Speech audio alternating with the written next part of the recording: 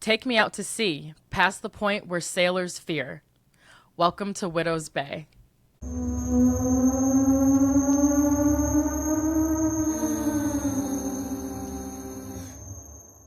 All right, this is episode 7 of Widow's Bay. This one is called Seasickness. This was directed by Sam Donovan, who most recently worked on Severance and The Crown.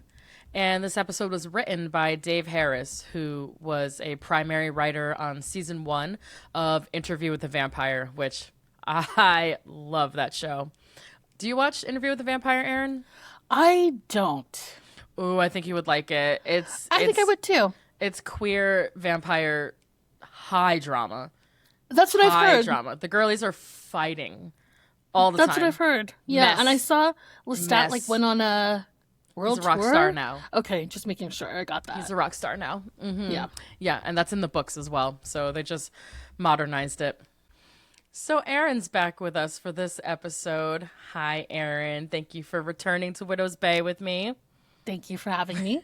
Of course, of course. So we are 75% of the way through this journey now, give or take. We have 3 episodes left after this one, so It's been exciting. great. Oh, it's exciting, and you don't know great. what's gonna happen yet. Ah! I don't. What a surprise. I love that. So this is not quite a bottle episode, but it is an episode that takes place in only 3 locations, which I love. I really liked this episode overall. How did you feel about Seasickness? Exact same. I thought it was the perfect follow-up to episode 6. Right, the flashback. And yeah, and I enjoyed it immensely. It was one of my favorite episodes this season. Very funny. And then like great vibes at the end. Right. So I loved it. Me too. This is a great Wyck episode. Yeah. I feel like this is Stephen Root really gets to shine bright in this he one. does. And Hamish Linklater as well. Who I adore. He's great. Yeah. So great. We're on the same page about this one. So I'm going to start the recap and we'll chit chat along the way about observations and theories and whatnot. So we start this episode with Tom right where we left him at the end of episode 5. He's on his knees at the toilet. And it turns out he's been passed out for an entire day. Right. Patricia and Wyck call him and tell him, like, yeah, we've been looking for you. Where you at? Right. Hey, Shoddy, And- like, yeah. We need you to lock in, Tom. Yeah. Right. Right. So Patricia and Wyck call Tom over to this is the museum, right? That was my impression. I was going to ask you. Oh, I it must think be it's- because, yeah, he was looking at the artifacts. And it's Right, okay. like, yeah, the room, yeah, It's got to be. yeah. Okay, so Patricia and Wyck call Tom over to the historical society, the museum that we've seen. Oh! Not the jump scare. It was Max! The jump scare. That was so funny. That was so funny. Max, please! Control yourself. Patricia and Wyck have been at the Historical Society, the museum. I think it's the same place, the town museum, Yeah. since Tom has been passed out And on the the toilet. welcome center is what I think it is. I think it's all the same. yeah, right. It's a multifunctional space. yeah, right. So they've been there for a day and a half, it looks like. And during this time, they have been researching Sarah's journal, which we saw in episode 5. And then they also have dug up the body, which we saw at the end of 6. So now we've joined timelines all together. Patricia and Wyck tell Tom that Richard Warren is still alive after Right. 320 years and is upstairs waiting for him. Yeah, Let's no have a problem. little chat. Yeah. And his coffin, right over there. Oh, it's right over there. Yeah. We let him out. Bro, what is with this episode and them letting this man out of his coffin? I Right. keep He's very him in there. persuasive. He's very persuasive, I think. I guess so. yeah. So Wyck and Patricia send Tom on a mission to meet with Richard Warren, his undead corpse and open the necklace, which we learned about in both previous episodes, in the flashback episode and in the mushroom episode. So they need him to open the necklace because apparently they're unable to open it because of whatever spooky curse is on it. Only the what is the phrasing? The Lord Protector, the Island Lord Protector, aka the mayor. Yeah. I guess. Like right. Yeah. You always got to overcomplicate shit. I'm like, right. The mayor? The mayor, right. Like, bring me the Lord Island Protector, Reeve Prime. Reeve Prime, Esquire. Stat. So, in an extended and hilarious exchange, interrupted multiple times by Patricia, Richard and Tom talk about the covenant of Widow's Bay. And this is where we get some town lore. Richard Warren does like a straight up lore dump pretty much during the scene, which takes place in the same bedroom from episode 6 that we saw his wife Sarah hiding in. Oh, that's the same room. Love it. Sorry for that noise, you guys. That's incredible.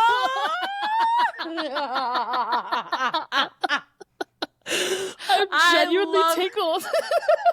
so sorry. I don't know. Oh God, I love you. I just went insane for a moment, so excuse me. Because this show is exciting. Yeah, this great. This is good shit right here. It's great, and it's shot in that same angle that we see him standing in the doorway. Nice, exactly. Like oh that. My God, yes. So that's Sarah's room from last episode, and now we're 300 years. Now we're 300 years in the future, having another intense scene in that same bedroom. Cool.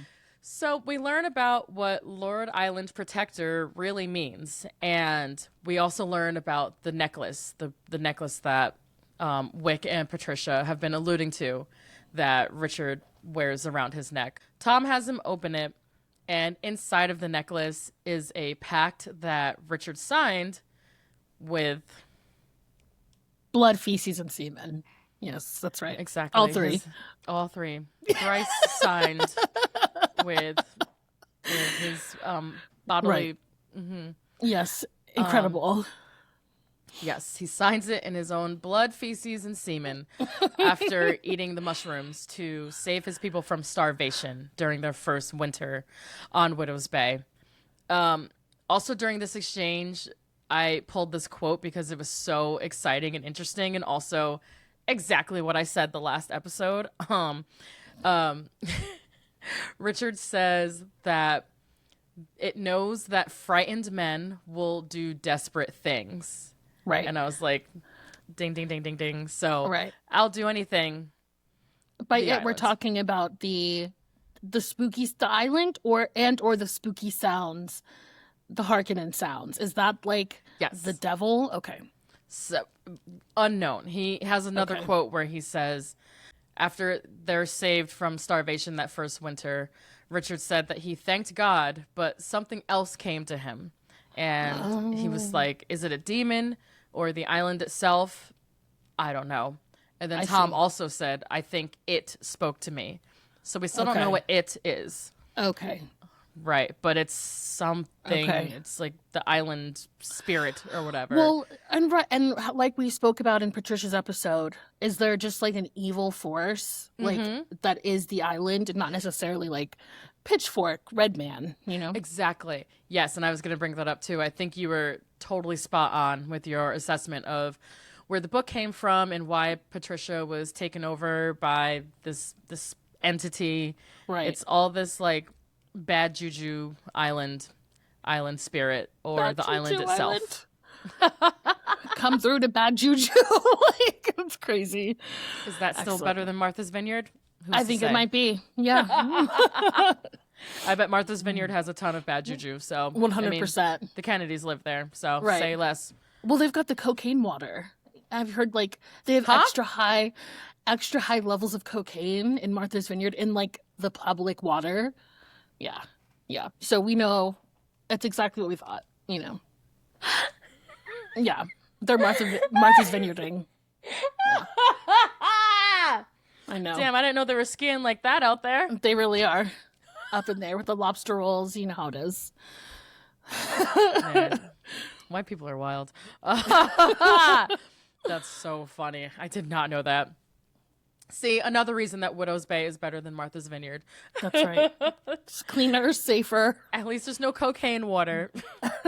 Richard tells Tom that this entity feeds on desperation, and it's that same sound, like you said, that hearkening sound, if you're familiar with Dune. The sound that we heard during Tom's prayer scene at the end of episode 5, where he says, I'll do anything to save Evan. Yeah, right. So Tom heard the same thing that Richard heard, and you were right about the mushrooms, about them having that same sort of susceptibility to whatever's going on the island. And I bet Warren phrased it similarly. I'll do anything to save the people of this house. And he was like, say less. Say less, fam, I got you. Yeah. Sign here. Sign here. Semen for feces. Crazy. Sign on this dotted line. So we were both right in our predictions last week and in the prior 2 episodes about what we think is going on so far in the story with this island. And so we yada yada through the scene, and the solution, it turns out, to break this covenant, to break this spell, is to take Richard out and end his bloodline.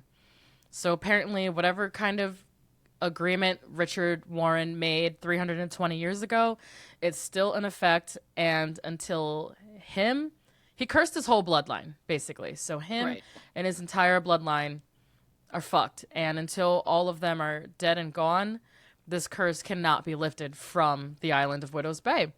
So now that mystery has been solved for us, basically. This is where we think the next couple episodes are going to be headed, is them getting rid of this curse or confirming that they have gotten rid of the curse. Yeah. So Wyck and Tom decide to take Richard Warren out to sea and end the curse.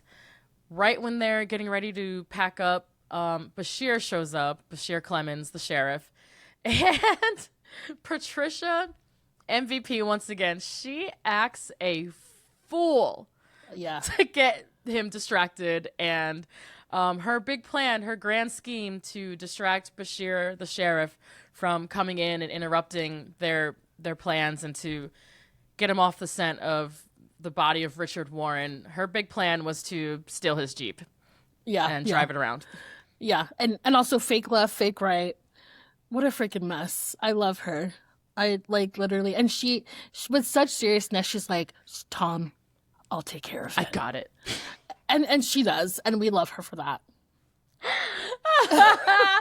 This is something I brought up during the mushroom trip episode as well. It's just how she's so confident even when she's so wrong. Like it's amazing. Like, at least I'm doing something, and I'm like, you know what? Fucking A. You're right. So You're right, matter of fact. I love her. I'm doing it. Yeah. It's done. Oh, she's the fucking best. So then Bechir and Patricia spend the rest of the episode on a little side quest. In the following scene, Bechir gets Patricia to the sheriff's station, and he's like, get out of here. Honestly, I don't want to deal with you and all this crying bullshit. You're annoying me. Get out of my car. And he realizes that she's like really upset and stressed out, and he's like, do you want to tell me something?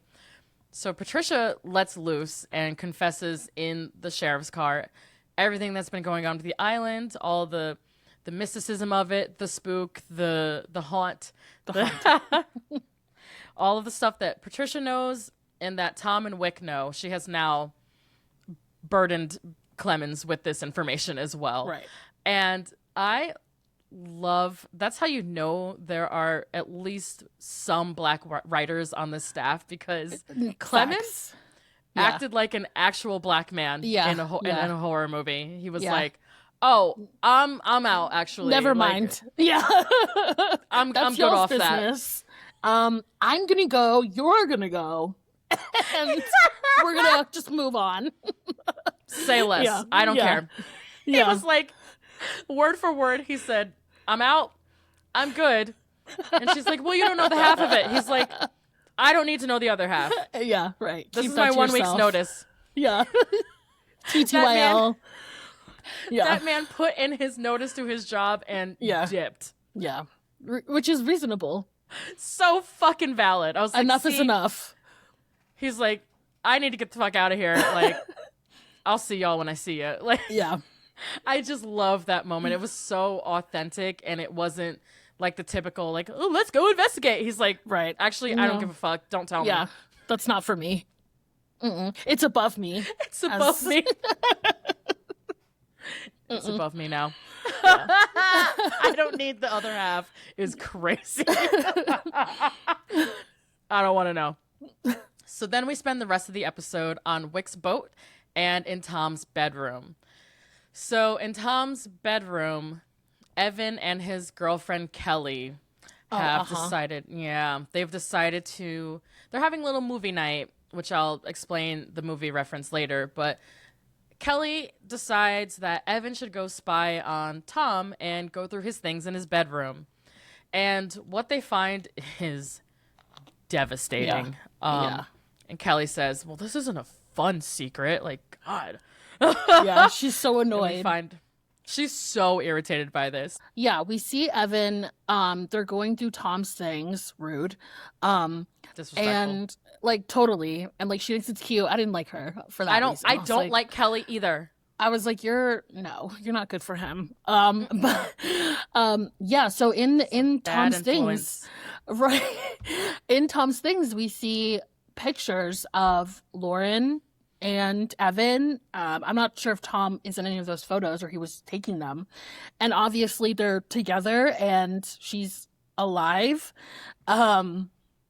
This moment, although I think we suspected it for a while, was so sad. It was sadder than I expected. Devastating. It really was. It really hit hard. So it absolutely worked for me. I really felt surprised by how much I cared for Evan when he's been so annoying for so long. Me too. And you know, I'm Evan's number one hater in these streets. Yeah, you really are. You and really are. Girl, this episode, 180. Yeah, no, 180. right. I'm like, no, protect my boy, because why you lie to him like that? No, right. And he looks like a big boy. Like, he looks like 3 in those pictures, and it's like, yike. He's at least 2 or 3 in those pictures, and you're like, oh, shit. Right. What really shook me about this scene is, like, he remembers her. Right. He realizes, oh, I know her. I'm like, no one fucking told you that's your mother? Right. Oh, yikes. Oh, do you think that's what it is? Is that they didn't tell him or he forgot? Or both? I don't know. Yeah. I don't know. Yeah, so I'm just wondering, like, is this a memory issue or is this a misdirection to Evan issue? Or is it both? If your mom leaves in year 3, your memories probably are a little weird. Right. And I love the way that Kingston Rumi Southwick played this whole episode. This is his best episode by far. Yeah. By far to me. Something that really struck me is the bright, childlike facial expression that he had when he was first going through the photos. Right? Like his face lights up when he sees his mother. And Kelly's like, is that your mom? And he's like, yeah, like that's my mom. Yeah. And then you see his face just slowly... The betrayal, the lies. Melt. Yeah. And he is absolutely crushed by this information. Yeah. And then Kelly just leaves. She's like, well, this is annoying. Bye. What a bitch. You're the one that brought him up there. At least hold his hand through it, Shoddy. No, she couldn't be bothered. She's like, oh, this isn't fun anymore. Right. You're upset? Oh... What a drag. Demonic. Very demonic. But speaking of, Lauren, those pictures felt so haunted to me. Like, obviously because of the lie of it all, but like, it was just spooky seeing her. It was spooky.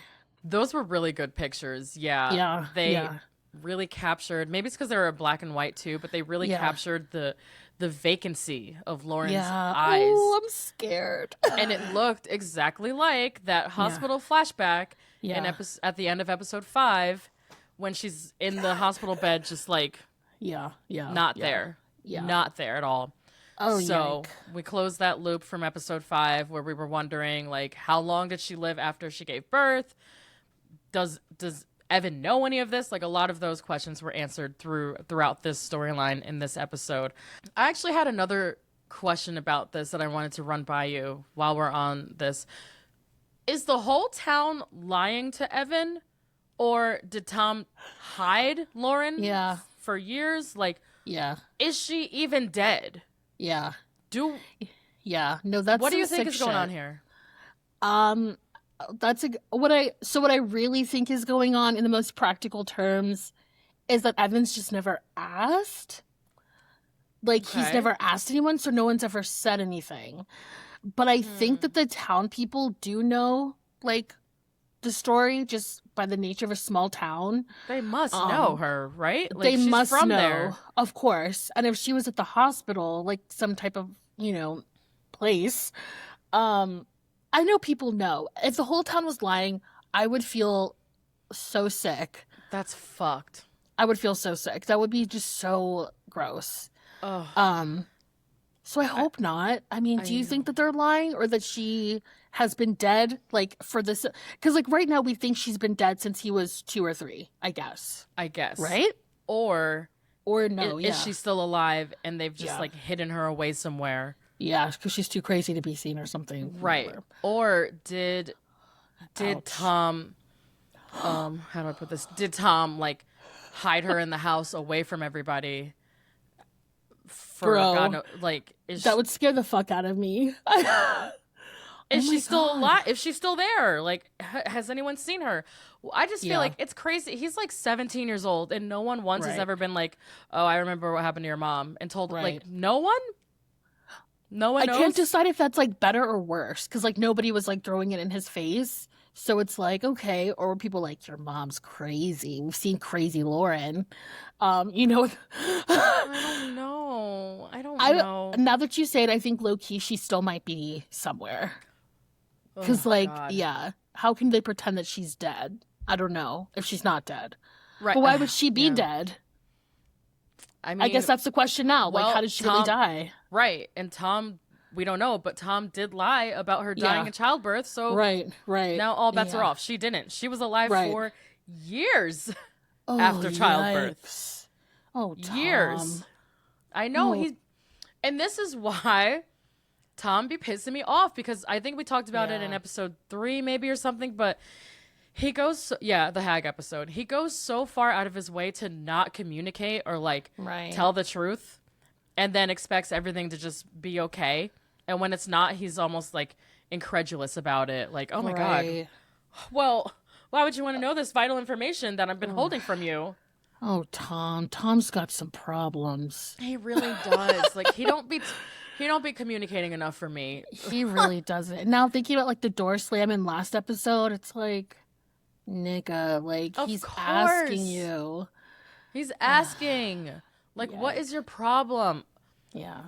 So, I'm just really, this whole storyline just fucking crushed me. Absolutely crushed me. So, well done to the writers, because you completely turned me around on a character I've been talking shit about for like 5 episodes. Exactly. And now I'm like, Evan. No, it's same. Not your fault. Same. I'm so sad for him. I am too. That's fucked. So fucked.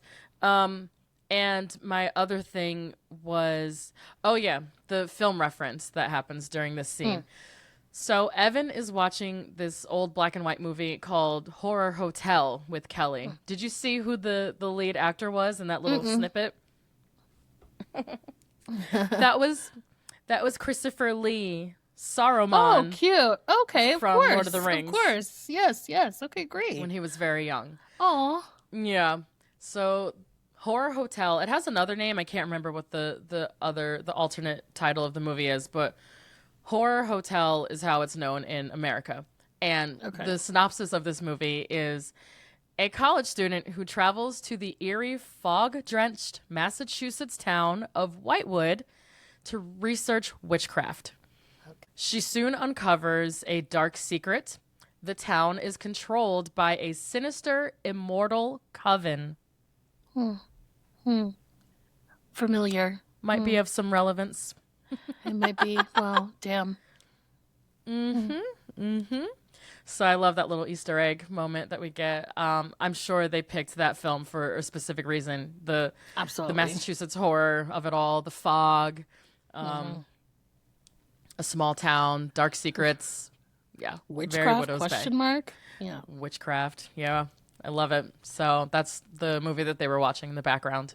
Wyck explains to Tom that in order for anybody who's born on Widow's Bay to be killed, supernaturally speaking, they have to go beyond a certain barrier away from the island. Like there's a certain amount of distance before you die or get sick. Like what happened with Lauren actually when they were on the ferry and she was trying to give birth on the mainland and didn't make it.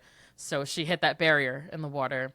She must have. And that's when she went blind and had to turn around.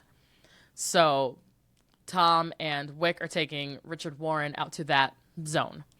And they have to travel beyond that zone to kill Richard for good. And then they're going to lift the curse. That's their mission for the rest of this episode. While we're on the boat, we get some more town lore.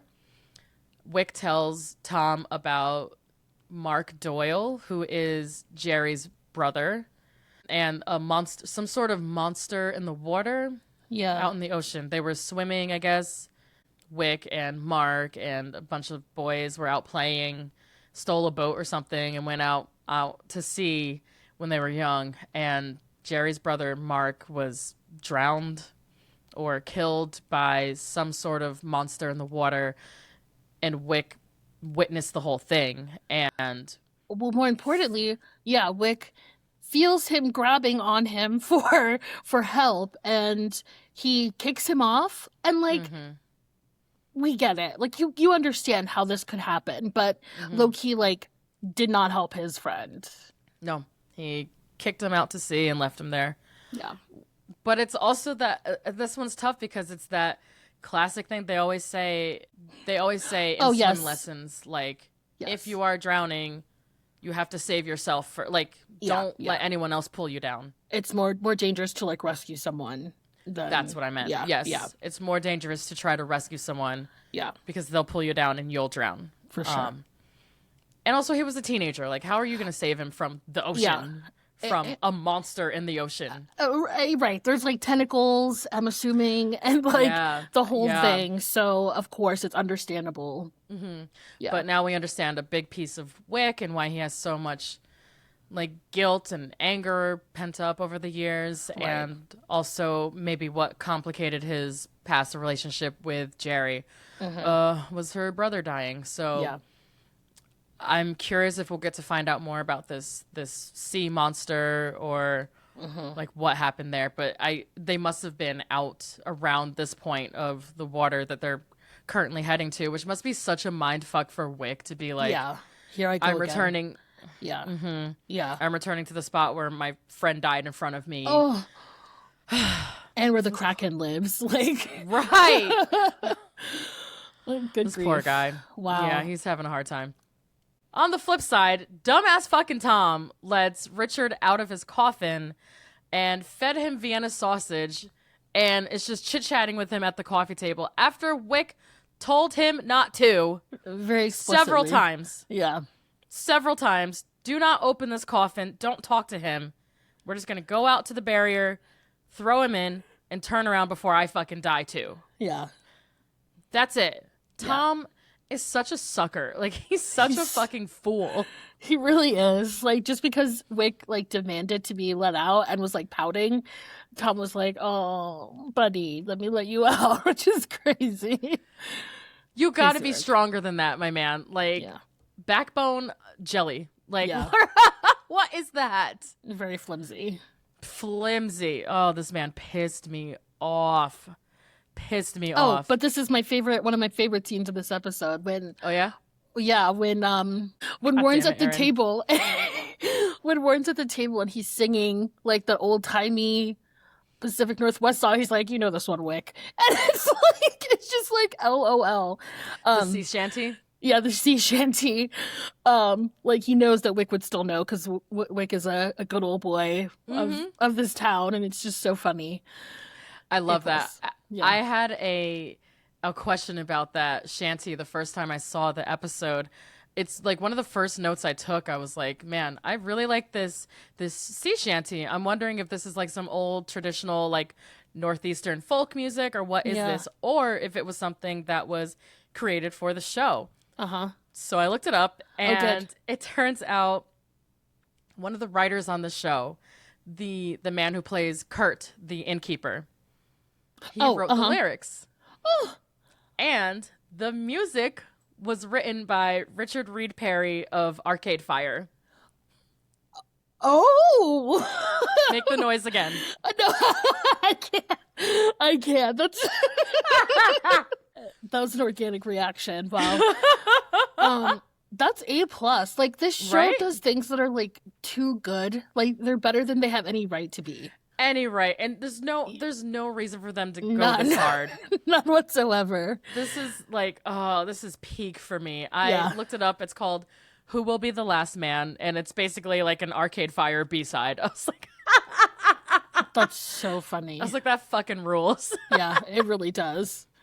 Nice. They went so hard this episode. So yeah. Also another, like, while we're talking about Richard Warren vibing at the table of the boat and just chatting shit and vibing with Tom, this fucking fool.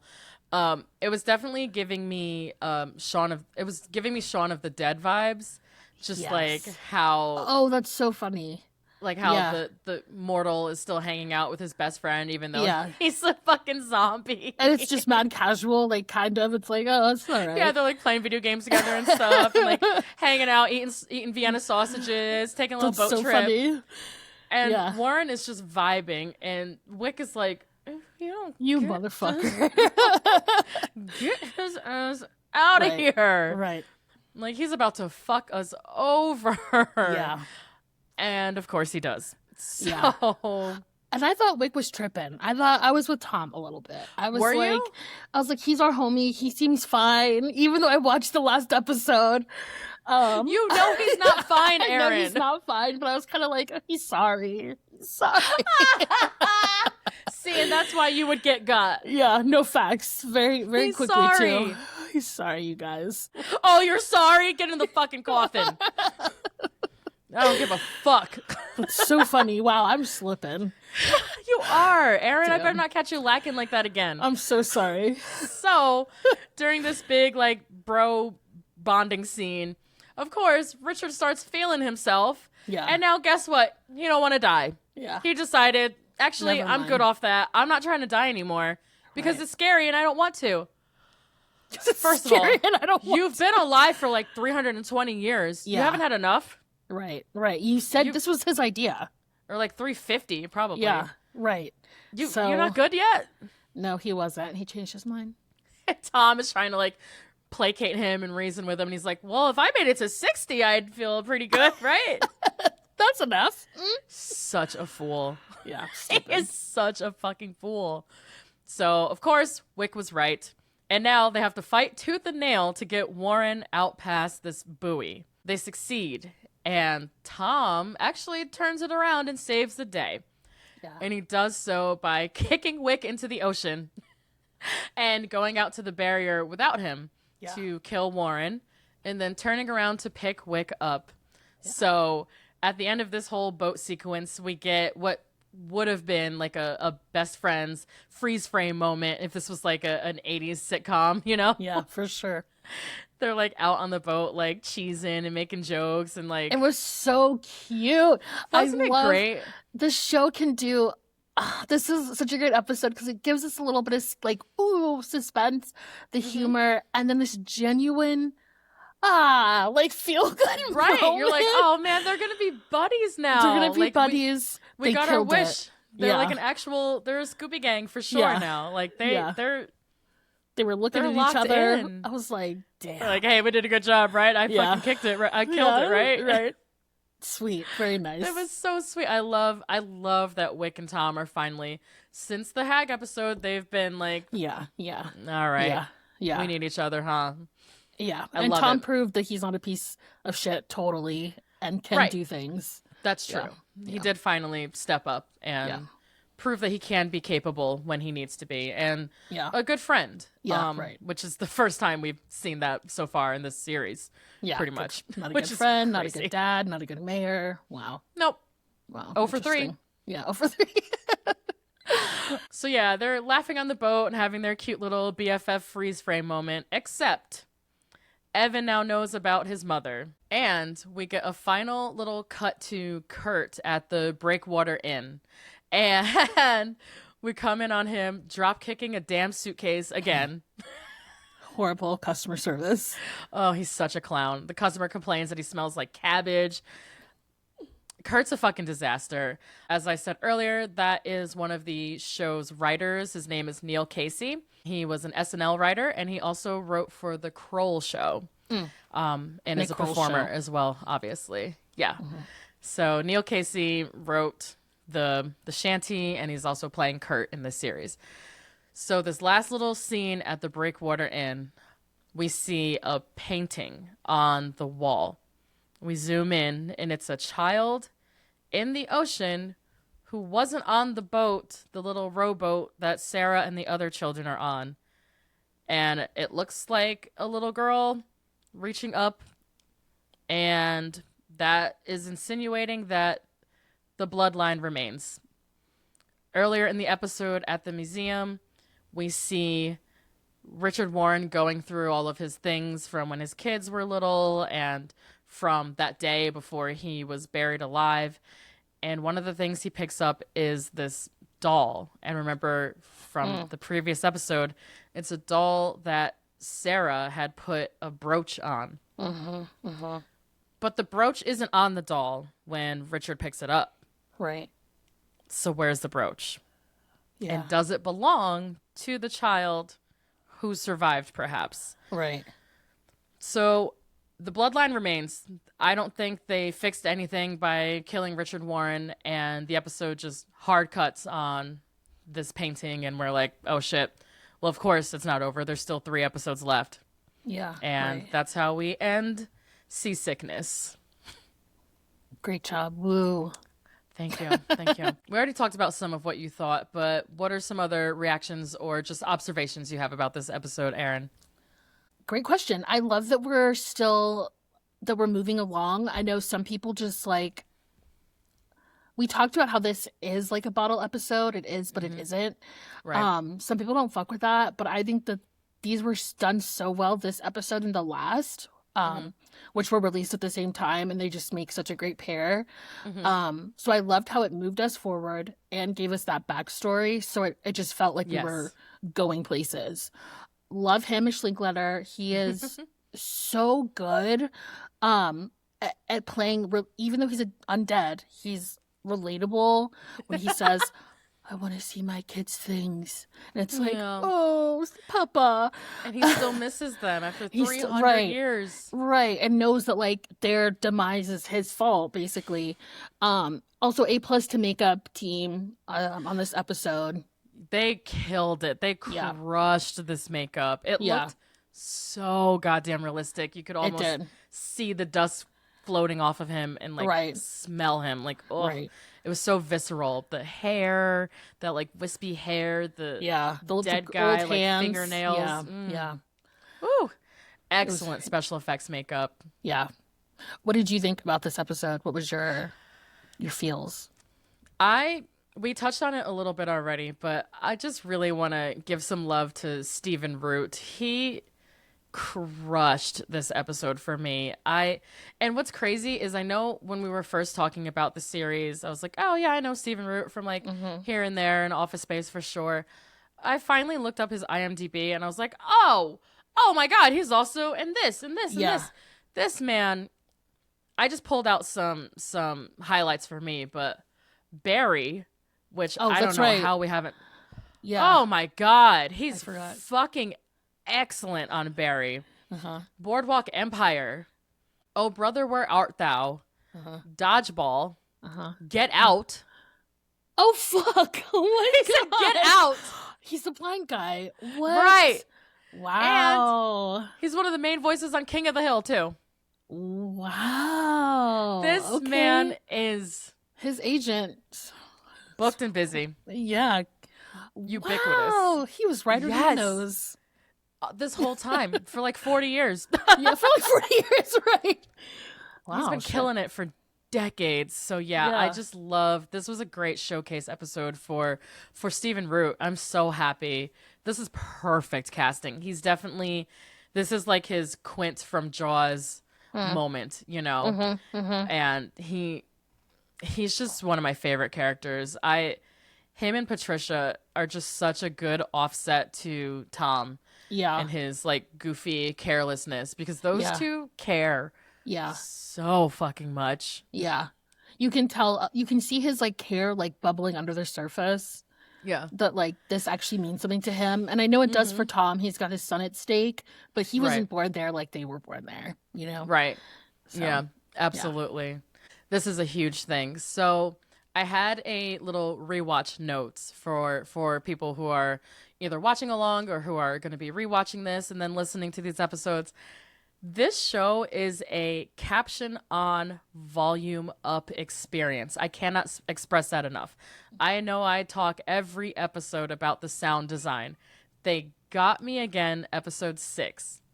So the scene where Wyck and Patricia are digging up Richard Warren's grave. And you know there's that little perspective shot of like blackness within the coffin where he was buried, right? Yeah. You can hear him breathing. Oh. Oh. You can hear him breathing in that scene. I see. That's okay. Wow. I had fucking chills when I rewatched this episode. I was like, oh my you gosh. You can hear the shovel like hitting the dirt, and I turned it up and I could hear like Can you imagine digging and like hearing that? Breathing? Put it back. Put it back. Yeah. Oh my god. We would be the black people in that horror movie who are like, I've never seen mind. enough, put it back. Yeah, just forget it. Forget we were even here. I don't need to know. Wow. So yeah, I just wanted to point out that little audio experience from the previous episode. It totally spoils that he's alive for the next episode. I don't think that changes anything at all, but like it makes it almost more exciting because you're like, oh shit, is someone breathing? Right. What does that mean? Like, how is he alive? Right. And it just sets up the next episode so well. Yeah. Did you have a spookiest moment?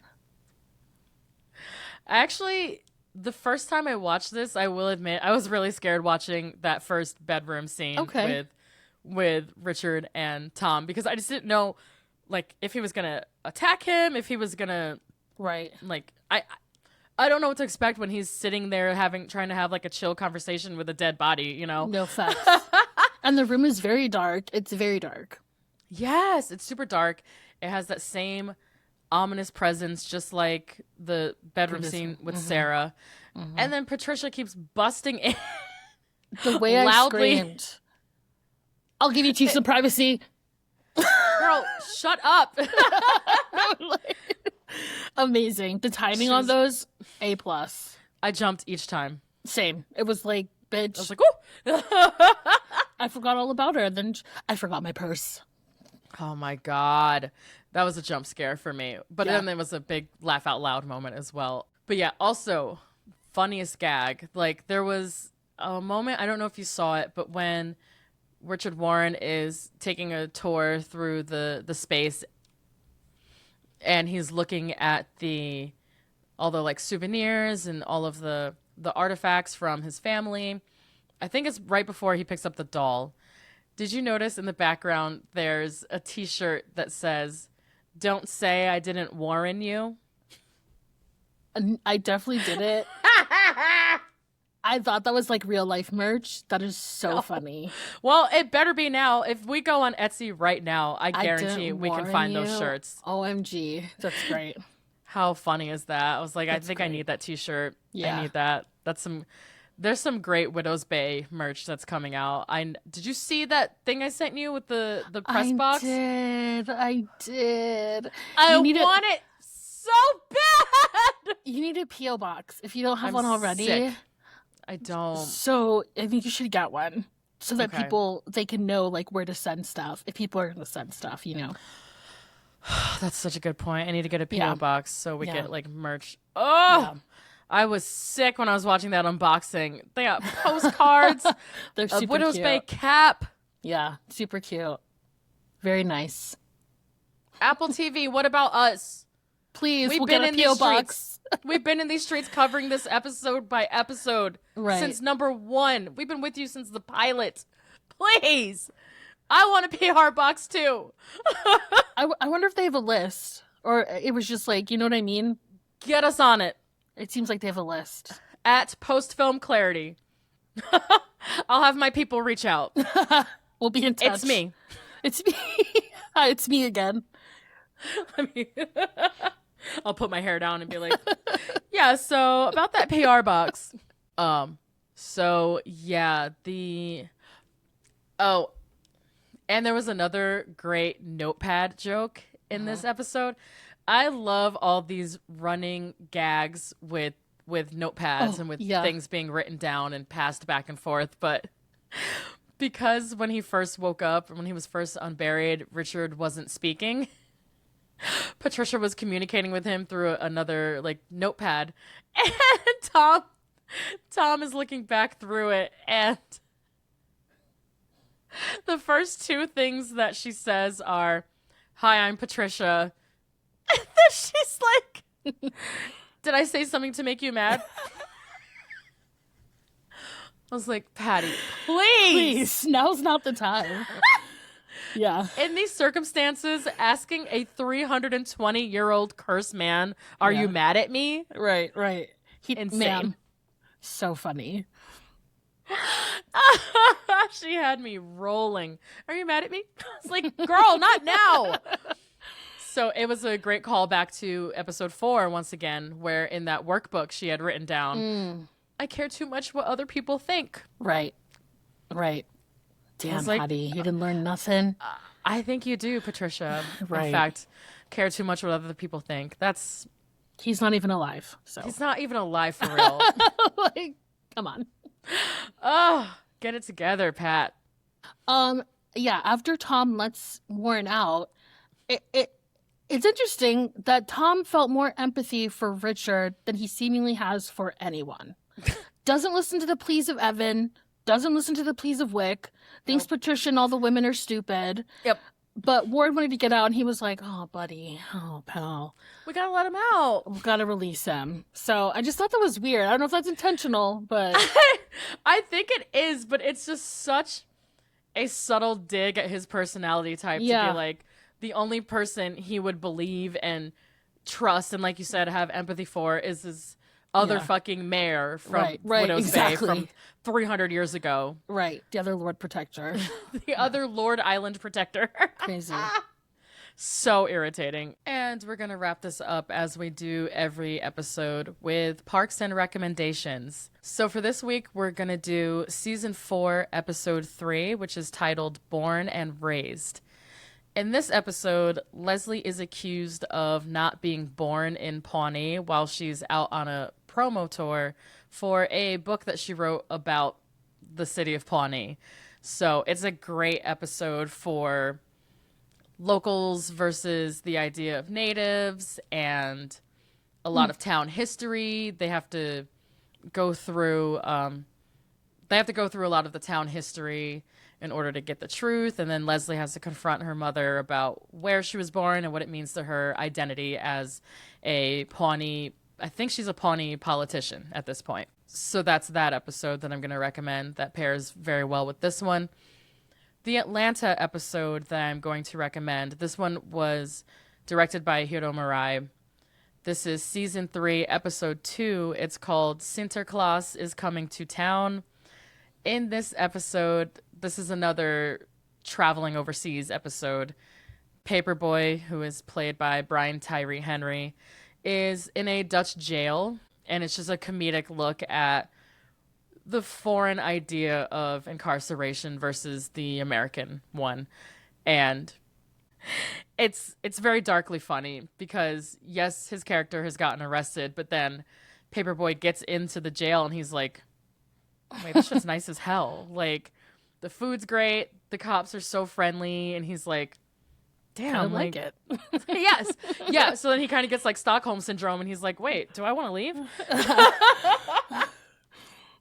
It kind of reminds me of what Richard Warren goes through in this episode. Right. Yeah. Like, wait, should I stay here? So those are my 2 recommendations for this week. And where do you think we're going next, Erin? Like you said, there's 3 episodes left, so something will go awry. There are a lot of misadventures on this show. So I think something will go awry. I'm not sure where we're going.